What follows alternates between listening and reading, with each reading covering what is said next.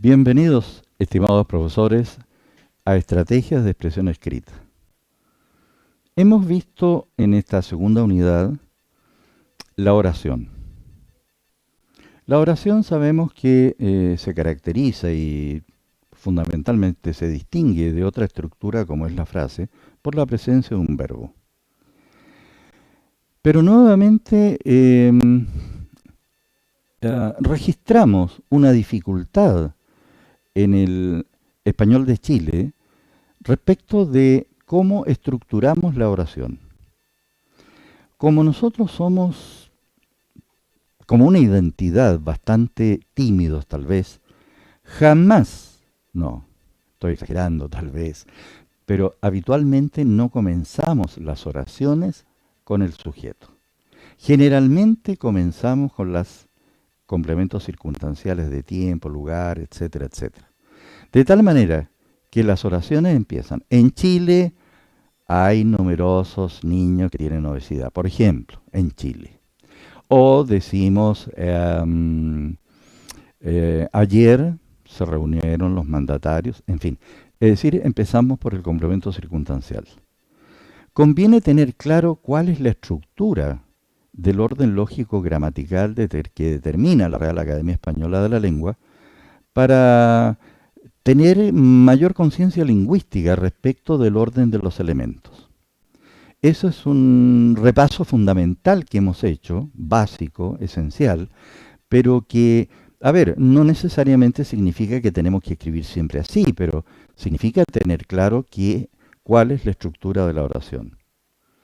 Enseguida, tenemos el hábito de recurrir a conjugaciones perifrásticas, es decir, que van acentuando este carácter del español de Chile en que no somos directos, sino que empleamos formas más bien indirectas.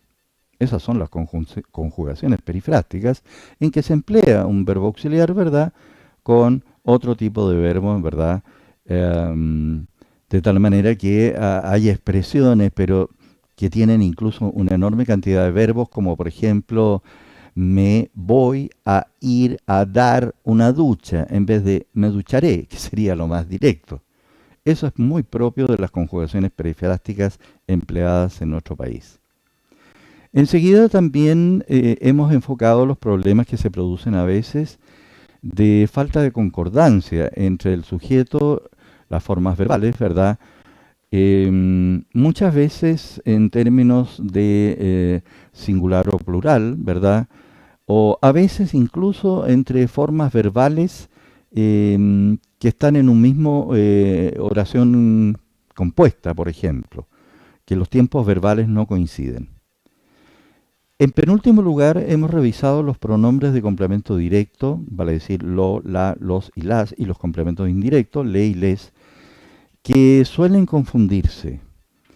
En el último tiempo, por alguna razón extraña, se ha incorporado en el español de Chile lo que en España ocurre, que es el leísmo. Entonces, por ejemplo, alguien puede decir, yo le amo con todas las fuerzas de mi corazón. En realidad, al decir le amo, no se está especificando con ese le si es lo o si es la, es decir, nos está indicando el sexo. Por lo tanto, ese es un error garrafal y el leísmo en Chile no existe. Pero últimamente el leísmo se ha estado cultivando incluso como una forma un tanto cursi, diría yo. Yo le comunico, etcétera, etcétera. Finalmente hemos hecho un repaso a unas estructuras que nos permiten incorporar mayor información dentro de la cadena lingüística, cuáles son las oraciones coordinadas y fundamentalmente las subordinadas que agregan información al texto de la oración principal.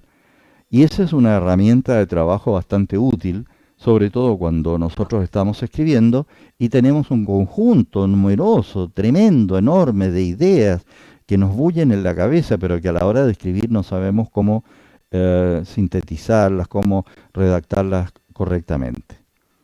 Así pues, estimados colegas, yo los dejo invitados nuevamente a continuar con el curso, Estrategia de Expresión Escrita, y soy el profesor Carlos Reyes.